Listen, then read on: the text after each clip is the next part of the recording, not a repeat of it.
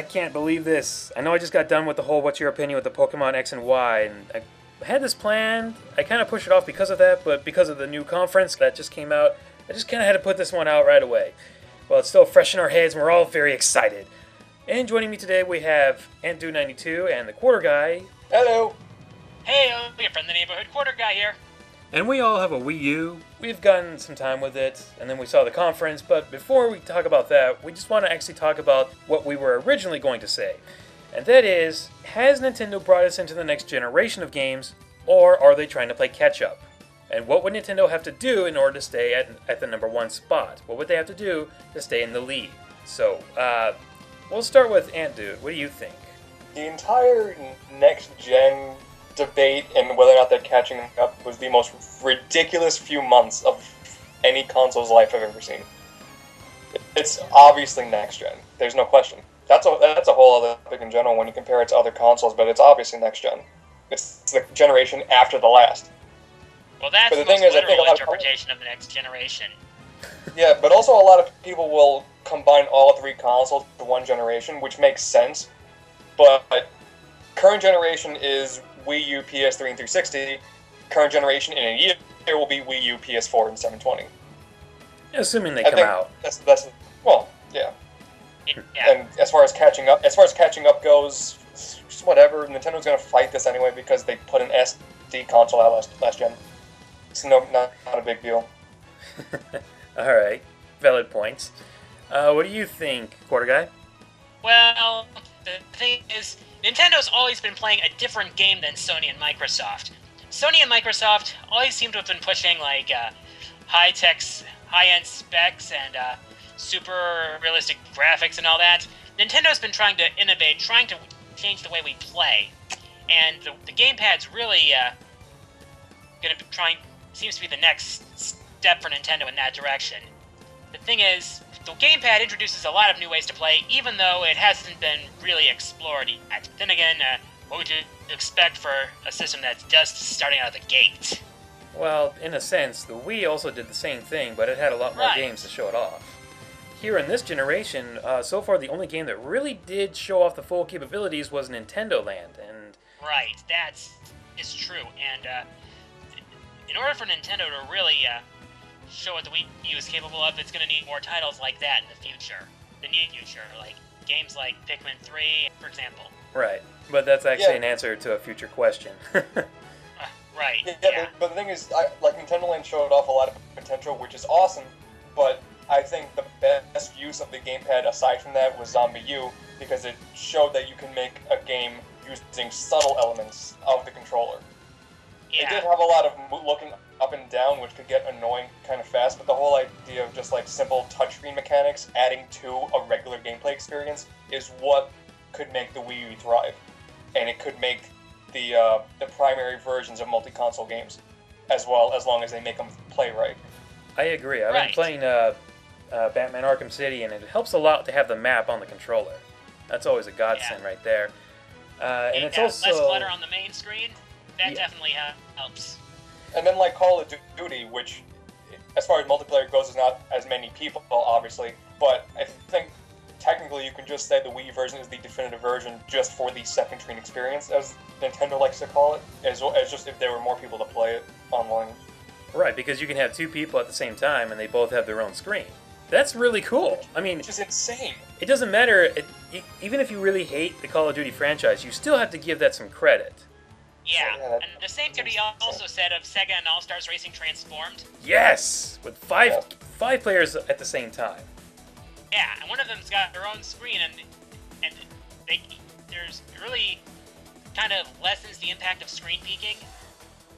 Oh, definitely. Yeah. It's really hard. Thing is, it is a port after all. True, it is. See, that's another thing that I see a lot of people doing is whenever the Wii U is now getting another version of another console's games, they're calling it ports. They're just multi-consoles. Like, how long before the Wii U version did Sonic All-Stars Racing come out? Like, 2 weeks? That's true, but Batman came out last year. No, Batman was a port, but I'm seeing people calling anything that the Wii U gets a port. Like, we'll talk about probably, but Revelations... Or Assassin's Creed. Which Wouldn't technically the PS3 and Xbox 360 versions also be considered ports?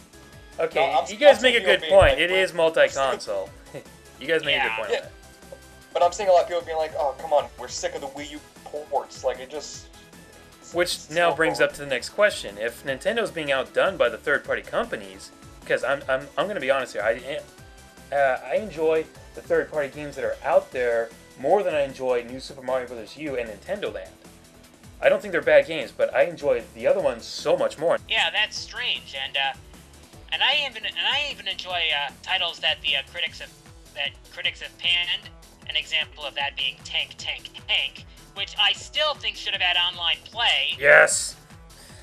I mean, seriously, I think with the way you can update titles now for the Wii on the Wii U, I'm surprised Namco hasn't even thought of patching it in. I can't understand it. Why wouldn't they want to do that? I mean, that's the perfect game to have a multiplayer mode in, besides New Super Mario Bros. U and Nintendo Land. They're doing a really weird thing with Why Tank. did they do that? They're doing a really weird thing with Tank. Like I don't know how they're planning on marketing it. Japan has this weird thing where you get it for free, and like you can only play the game like 3 or 4 times a day, but then you could download extra levels and I think tanks or something like that you can buy. What? It's really bizarre. Like it has You a can almost really see them- insane setup. You can almost see the execs at Namco Bandai tensing their fingers, grinning evilly. Well, it's a free to play game on the Wii U, which is bizarre. But it's only Well, in Japan. it was said that the Wii U could support the F2P model. Yeah, but it's just weird to see Tank being the one to do it only in Japan. Yeah, that is strange. Hey, let me tell you, I'll give you this. At least it's not as bad as that iOS game, Final Fantasy All the Bravest, aka Final Fantasy All the Cheapest. Yikes. Yeah, I've seen that. That's a whole lot of it. It's not just the game. Alright, well, It's a scam. we're going to have to move on because we've got a lot more stuff to cover. Moving on. So, Okay. basically, that's one way that Nintendo needed to get ahead in the console race, or to stay on the top, was not only do they need more titles, they need more exclusive titles. They needed to have like consistent titles coming out, not just by them, but by third parties who will keep it will stay exclusive. And then we were getting games like the Wonderful 101 and Bayonetta 2, which, wow, that came out of nowhere. And Monster Hunter 3 Ultimate. Well, that's more like an enhanced well, remake. technically it's also coming for 3DS. Yeah. It'll be the definitive version. It has line play. Like and voice Resident chat. Evil 4 Wii Edition. Yeah, moving on. It's basically what did Nintendo have to do, and we kind of got our answer, but what happens when the other two systems come out? What could really help Nintendo here? Because what happens if they come up with new features for the PS4 and the Xbox 720, and we see like completely brand new state-of-the-art graphics, but at the same time, is that going to help them, or is that really going to hurt them, if you think about it? I feel like the whole discussion about the 720 or the PS4, whatever, the Durango or the Orbis, that's a whole other topic in general you can get into. True. Because, Yeah. like, Sony is not this is not to cause a fanboy rant, but Sony is not in, like, the right place to do a powerhouse. And Microsoft really doesn't have the need to be a powerhouse. Because Microsoft's aiming for the casuals too with the Kinect, which you know is going to be a big focus of the 720. And Sony is and Sony is in such a bad spot that E3 is going to be interesting. Because what I've read before is that like development kits and how they have to and how much money it's going to cost the developers to make for the PS4 and the Xbox 720, they're saying it's a nightmare. So imagine how much the price of the games might be. I won't be surprised if the PS4 and Xbox 720 end up launching for a repeat of the 2006 E3 announcement, I think it was. Yeah. You know, $599 US. Yeah. Sony can't afford it. Sony could not afford to do that. So that's the big problem right now. That's what's going to make it interesting, because like Sony's in such a weird place, Microsoft's in such a weird place. And like, Nintendo's kind of got the jump on it. I really doubt that Sony and Microsoft are going to have great launches. I wouldn't be surprised if we have another repeat of the Wii U, of the PS3, of the 360, of the Wii. a few games at launch and then a drought. It's just what happens. Yeah, that's the whole generation cycle in a nutshell. Yep. But then, of course, we had the Nintendo Direct conference, and I'm pretty sure that's what everybody watching the video is wanting us to talk about. This is... My phone number 1. How about this? I got one question for you guys. After seeing that, did you hug your Wii U's and kiss your wallets goodbye? That's funny. I freaking bought Balloon Fight. I wanted to hug my Wii U, but it was kind of ensconced in its place in my entertainment center, so I really couldn't. I honestly was not expecting this. I was expecting more like Wii U features, like I don't know, more Miiverse subjects and stuff. But I was not expecting this. I heard you. I didn't see the new Super Mario Brothers U review, but I did hear there were mentions of of some of the messages I posted on Miiverse there. Yeah, along with AntDude. Yeah. That took me by surprise. Like, this little guy doesn't even tell me he's going to use me. Sorry. That's I thought it'd be more like a shout out sort of thing. Yeah. But no, as soon as the conference is done, it took like an extra half hour, but I put 30 cents on the Wii U eShop and I bought Balloon Fight, and I played Balloon Fight for longer in one session than I think I have in my entire life. The Balloon Fight is awesome. There was just so much going on at that conference because first of all, they announced one, they're going to fix the load screen of when the games load and everything. Anybody who owns a Wii U, yeah, for anybody who owns a Wii U, that's like 20 seconds to 30 seconds. It can take a pretty long time. It can kind of get annoying, and that's just going between all the menus. Well, most of them anyway. So it's good to see that they're working on a patch that'll fix that. There's supposed to be another update later on in the year. I forget what it's supposed to do, but I'm not sure if they actually said that. No, I think he just said like both of them are going to be like speed increases, which seems weird. Unless, yet again, between spring and summer, there's a time for another Nintendo Direct where they'll announce something. Probably the Virtual Console full integration after spring. Which brings up another good Direct Conference point that I almost forgot about, where they're saying if you bought the games on the Wii U from the Virtual Console, you can now download them cheaper on the Wii U. And personally, I would have been happier if you could do that for free. That's true. Probably one of the few negative points of the whole Nintendo Direct. True, but I wouldn't mind. A minor thing. Yeah, I wouldn't mind paying an extra $1 to re-download Mega Man 2 on my Wii U. I wouldn't mind that. Well, it's also because the thing is, Nintendo's weird decision to keep the Wii mode in the Wii U has benefited them in this regard, because you'll still have all the Virtual Console games on the Wii mode, and then to upgrade to get the off TV play, the Miiverse support is $1, and like for the NES game, it's $1.50 for the Super NES ones, and then there's the Game Boy Advance coming to the Virtual Console. I'll tell you guys this, if they actually put Pokemon Ruby, Sapphire, and Emerald on there, I will be very happy to do a review for them. Because I can't start my Emerald or Ruby file over again, and I would love to show the differences. Oh my god, you have Pokemon Ruby, Oh, that's like every comment I ever get now. Hopefully they'll eventually announce GameCube support for the Virtual Console, because I have yet to really play F-Zero GX, and I would love to do that. Oh, wait, well, we can bring that subject later. That'll be going to another topic. But, Just one more point about Virtual Console is one thing I kind of like is, whether or not Nintendo does this or not, is the Virtual Console does have a lot of potential for stuff like this. Whether or not they take advantage of it, I don't know. Like Street Fighter 2 on the Wii Virtual Console has online play. Wasn't it Super Street Fighter 2 the Genesis version? It was the Genesis one, yeah. Wait, but those still, like, what? Those have online versions? The Genesis version of Super Street Fighter 2 did have online play. On the Wii? On the Wii Virtual Console, yeah. I didn't know about that.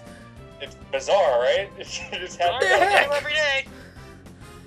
There was no press release or anything. There was like, no, it's on there now. Yeah, so are you guys saying like you would love to see like Virtual Console games updated with online modes and stuff, or? I would love some of that, and then I would like to see some like 3DS to Wii U stuff. Like if you bought Pokemon Red or Pokemon Blue on the 3DS, and then you could buy Pokemon Stadium on the Wii U. They'd have to connect accounts between the two first. Well, yeah, but that shouldn't be impossible. You can do that. You can transfer Mii's. It shouldn't be like. Yeah, I'm that's sure true. that like capability. And you can also hook up your Nintendo Network account or your Nintendo Club account if you have one. And then I guess we can go over what was announced, like all the new games coming out. This is what pretty much got all of us just off the edge of our seats and on the floor doing the little whoop whoop whoop whoop whoop, whoop dance on the floor. Okay, here's my money. I'm signing it away right now. But Well, I like the thing is, I've been saying for years, all we need to see is like 2 words in a single sentence. It just says Nintendo announces. That's all you really need. That's all you need to see, and then it's like, oh, okay, you could just ask for money. It's fine. That's most times, not all the time. But... Alright, so I kind of forget the order of what the games were coming out. I don't want to bring up the Wonderful 101 and Bayonetta 2 because we knew about those games straight away. It was cool to see new trailers for them, but... Yeah, the Wonderful 101 looks really awesome. I'll talk about Wonderful 101 for like 20 minutes. I can do that. That's my most hyped game. Well, it's basically Pikmin meets Katamari Damacy with a bit of Beautiful Joe. There were some... Well, it's basically like this. There were some new games introduced, and then there were some games that were kind of leaked, but still amazing to see. We'll talk about the leaked games first. Those being the Yoshi's... Well, what everybody calls it, Yoshi's Epic Yarn. Yeah, because that's basically what it is. I mean, it has the gems and everything. Well, I'm sorry, beads. It has the beads and everything. And Yoshi's tongue pretty much acts as Kirby's Magic Yarn, or Epic Yarn, I guess. Yeah, but the interesting thing is, like, it's like Yoshi transforming from a yarn frame, so to speak, into like a patchwork sock puppet. I thought that looked so cool, and it looks so good. Yeah, and like, in fact, some of the environments from some of the screenshots and video clips, it's like, it doesn't look like just on a scrapbook in some places. It looks like it's, I think one of the places looked like a couch or something. Yeah, it's like a couch and there's like a window you could see like blurred out actual trees. It actually makes sense from the visual style based on Yoshi's story on the N64. I mean, there was so happy. The super happy tree. Oh, in no. HD. Yes. Just, I totally I'm only... forgot about that thing. I'm just so begging... happy and my mind just went right back to that. I'm just begging Nintendo, please don't make this as easy as Yoshi's story on the N64, please. I would like a little bit of a challenge. Okay, you realize who's making the game, right? Is it the same guy? Yeah. Yeah, it's good feel. Same people who not only made the Kirby's Epic Yarn, but also Wario Land Shake It. Yes. Which is why I know this game is going to be awesome. And yeah, then, I loved Epic Yarn. Oh, I did too. But the thing is, like, the little bit of footage they showed for Yoshi really didn't have me impressed, because, like, the platforming just looked very, like, I understand it wasn't a trailer, but they didn't really show anything that was wow-worthy, especially since it just looked like Epic Yarn again with Yoshi. But knowing that it's done by Good Feel is like, oh, that's fine. Here's my money. That's fine. I know it'll be Hopefully awesome. we'll see more of it at E3. yeah, unlike the other 3 games that were announced, but weren't shown off, we at least got to see what the Yoshi game looked like. We'll get to at least see what the new 3D Mario, the next Mario Kart, and Super Smash Bros. Look like at E3 this year, so set your Mega Man and calendars. Shulk better be in the roster. Which one? Not gonna be in the roster. Mega Man and Shulk. Yes! Shulk maybe. Mega Man, that is gonna be on it. It really depends on what Capcom does, if they even ask Capcom. I hate to say that. But, I think it was supposed to be Capcom asking Nintendo, if I remember correctly. no. Well, yeah, Capcom has to ask Nintendo. So it really depends on what Capcom wants to do. Right. I'll say this now, and you can keep this video on record. I would say if there's going to be an actual trailer, like we saw with Brawl, the very first trailer, I would not be surprised if we see Pac-Man. Neither would I. Let's... And then And then what we were can some also of... talk about how Retro Studios will also be at E3. That's a topic that hasn't... It's like... Well- It's gone under the radar after Direct. Well, technically we don't know, because they didn't officially state anything, did they? No, but it's hardly probable They did. that they will. They did? I said I don't think they did. It cut out, that's why. Darn it. I just feel like it's highly probable, because at this point, DKC came out like a while ago. Yeah, it came out almost 3 years ago. Still love it. Yeah, I mean, So we're going to move on and talk about some of the bigger announcements, such as the ones that we... Oh wait, I'm sorry. There was actually one more game that was sort of leaked. We need to talk about it because all 3 of us have played it. We love it. We're excited. The successor to Xenoblade Chronicles. Heck yeah, Xenoblade! The rest of the video now is going to be like so downhill because this is the best that we got. Like this is the top of the show. Is like this new game. Wasn't that also shown at the very last part? They dropped this on us right at the end of the conference. Yep. You get this awesome music. You get this gorgeous visuals. It's got the big sword, huge monsters, blades, guns, giant mechas that transform. Yes! Yes! Oh my Soft, why are you so freaking awesome? And one more thing that not a whole people are really talking about is that the game has online. I didn't see that. What? It has online? There's a specific section of the trailer where it's like the main guy's running towards a monster and there's a whole lot of stuff on the heads-up display, and on the left there's like a chat going on. And it's been translated to be like, I think, casual chat. Wow. And I noticed the names of the So that's the best. That's like it makes sense to like be online. A Xenoblade MMO? I love it. What if it's like what if it's just like Secret of Mana, where it's just like 3 people playing through the game? At least, well, if the, I still wouldn't mind. That'd still be like an amazing feature for the game to have. Yeah. As long as you don't have to unlock the co-op like in Secret of Mana. I never got to play Secret of Mana. Eh. Yeah, well, I'm just saying, Another day. I'm just saying, like, if it actually has online, I don't know how they could do that. I mean, the thing is, like, Xenoblade was open world and MMO enough as it is. Yeah, they had quite a few elements from MMOs, you know, like buffs, debuffs, cooldowns, and all that. Yeah, I can't wait to see what else they do with the game. It does look like it's the same style and fashion. I don't think it's not a sequel. I don't believe it's a sequel. It's just the successor. Yeah, spiritual successor. And then that definitely indicates it's going to be Xeno something. Yeah, there's been a lot of speculation, obviously, but the big old red X that happened at the end of the video, it's bringing a lot of people back to Xenogears. Yeah. Oh wait, I said it's Z. Oh, I meant like Z for like Xenobraids. I was getting my pronunciations wrong on that. Xenobraids, Xenoblade. Ugh.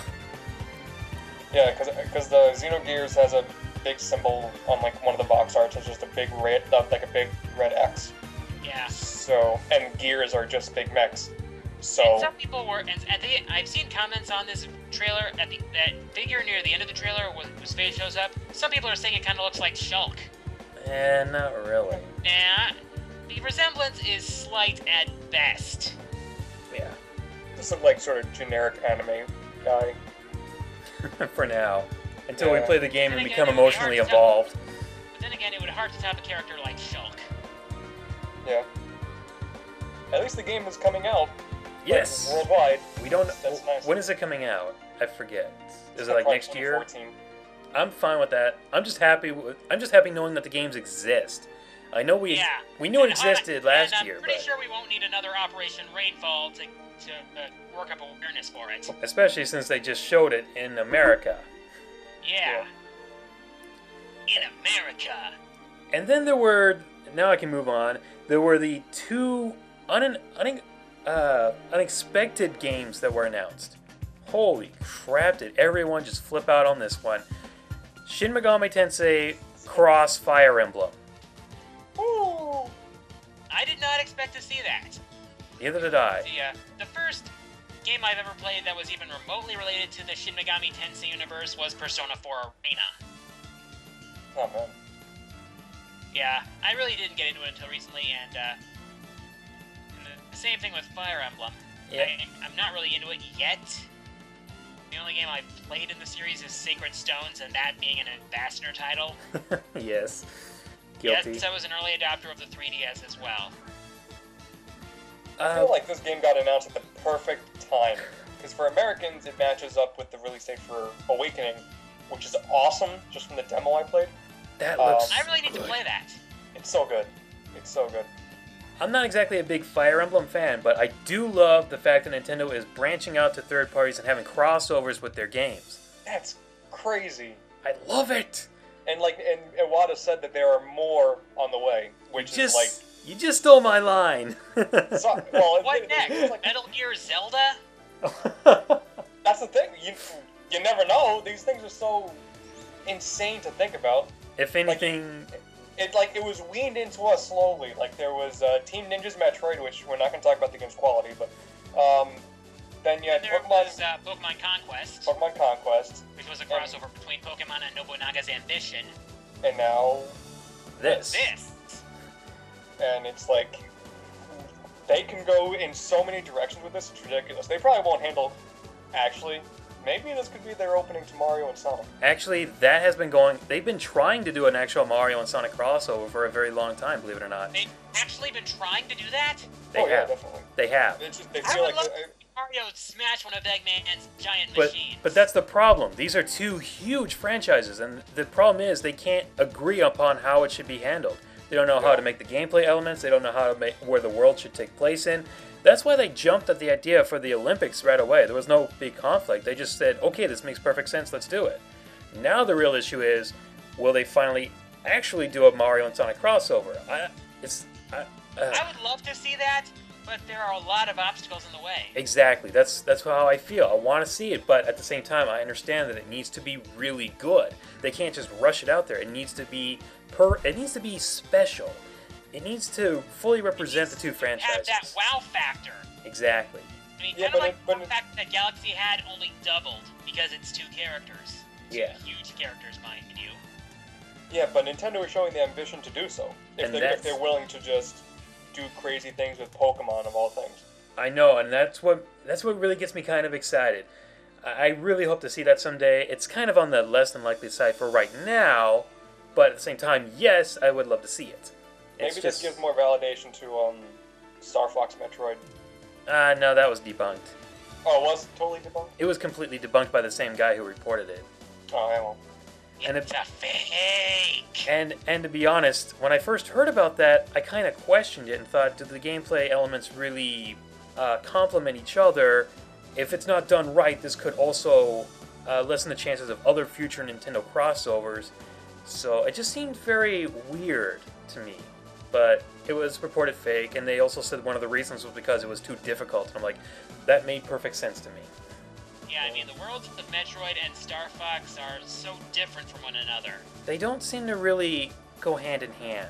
Yeah, they don't mesh. But they're both in space and they have spaceships. Yeah, but wouldn't it just feel so weird to see Samus walking along, and then all of a sudden she gets this weird interconnection, or this weird what is it? I can't think of the word right now. A message, I guess. A weird message. Transmission? Yeah, transmission. Thank you. She would just get like a weird transmission that says like, "Fox, help me!" Like that would just seem so weird to me. And Samus is like, "The baby?" Don't bring that up, please. But it's kind of like the same controversy that's been going on with... never mind, I don't want to get off topic again. Yeah.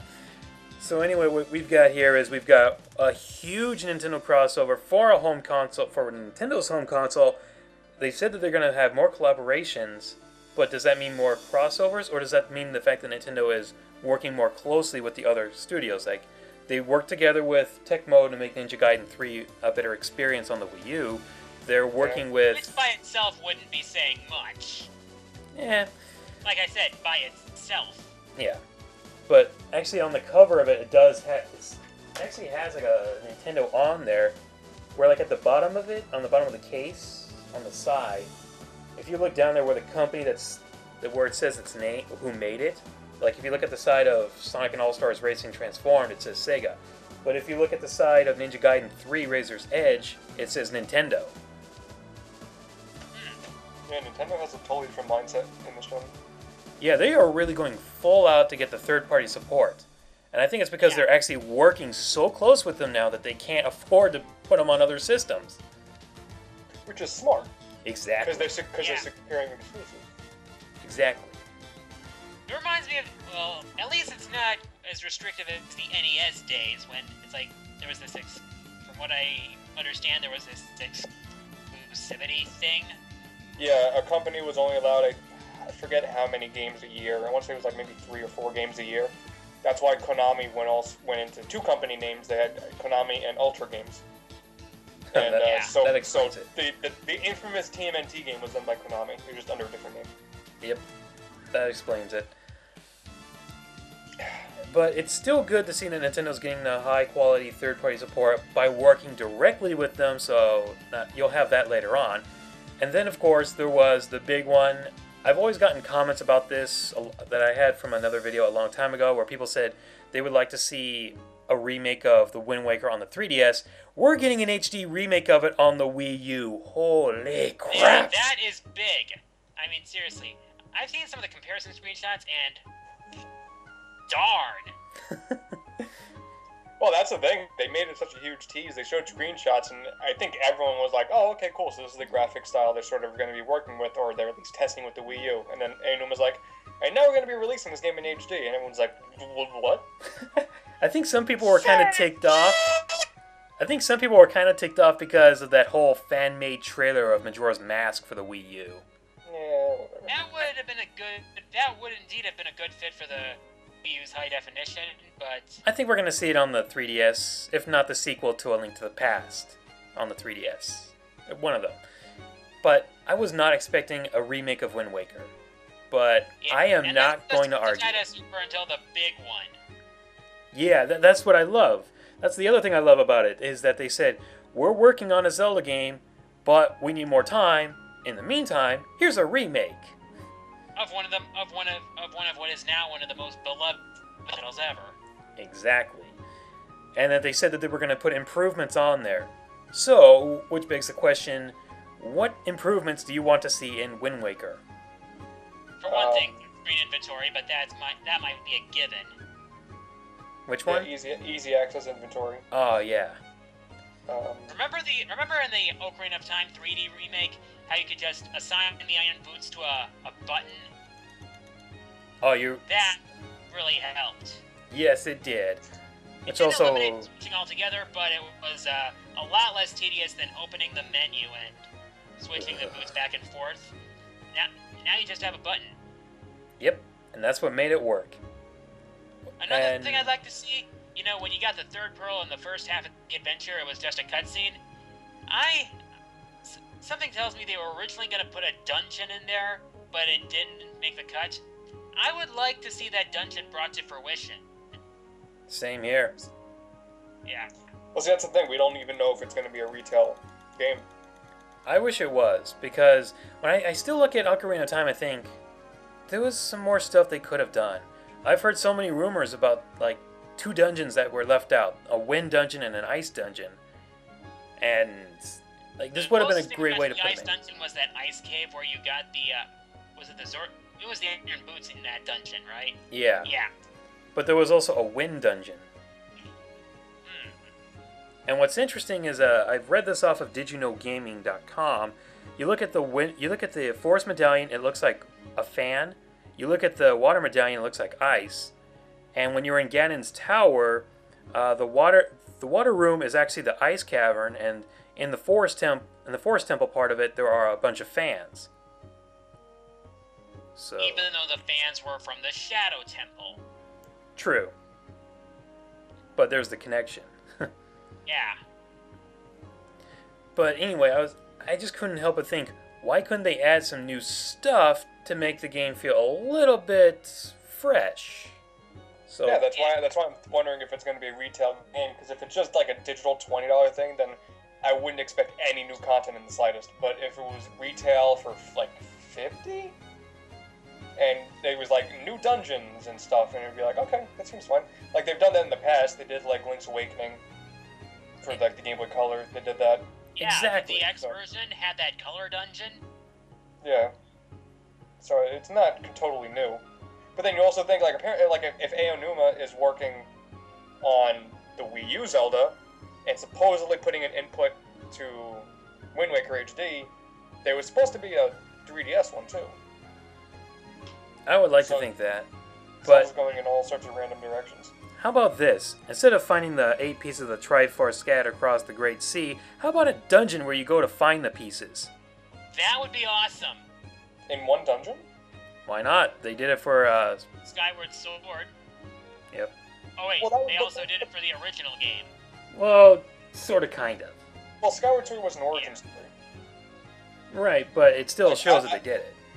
Yeah, but Well, I think it made sense in Skyward Sword because it was an origin story. If it was like somewhere, I don't know, after Majora's Mask, but this is getting into all crap, like, you know, timeline talk. But another dungeon where it's just like the Triforce is scattered, but it's in one place. It would just seem weird. Well, I mean, it could be like a big dungeon. The entire game is one dungeon. Or instead of finding the 8 pieces in one dungeon, you find the Triforce in a dungeon. Yeah. Just or if anything, you could use the touchscreen, or you could use the gamepad as a map, and it'll automatically tell you or give you clues based on where the pieces are. At least something to make it more interesting. And less tedious. Yes. Well, that's a whole other topic in general. Zelda is in. Are we even talking about Wind Waker or like the new Zelda? Wind Waker. We're talking Yeah. about Wind Waker? Wind Waker.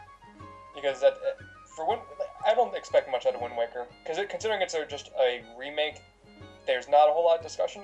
I feel because the game's already done for the most part. It is, but I would love to see any kind of new surprises. Yeah. But I can't remember what they were. It's probably, I really wouldn't be surprised if it's like the Tingle Tuner is built into the game, That is true. You can use that with the gamepad. just to Yeah. make that the standard option. Yeah. And you wouldn't need one of those money-grubbing link cables. Nope.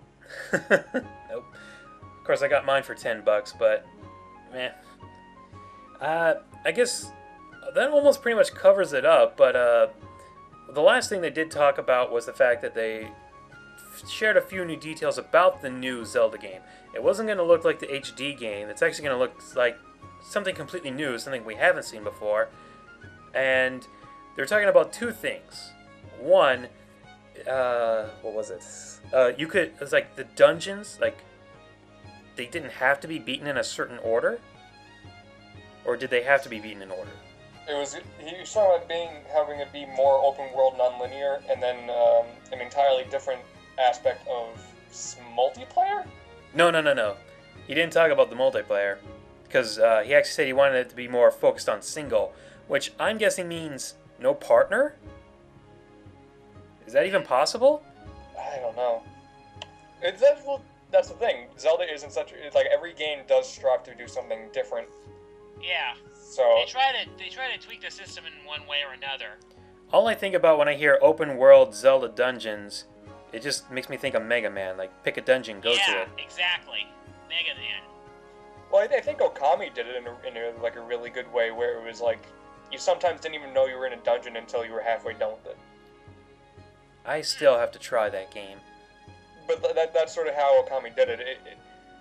Not to hate on Zelda or anything, but Okami made everything feel more cohesive, I feel. So dungeons felt like places. From what I remember of it. Still, it's an interesting topic about what they could do to change it up. But I think we've pretty much covered it all at this point. And No. well, what else was there? Clearly forgot about the most important thing they talked about. Which was... What would that be? I forget. Wii Party U. Oh, jeez, how could I forget? You can roll dice, wait for it, on the gamepad.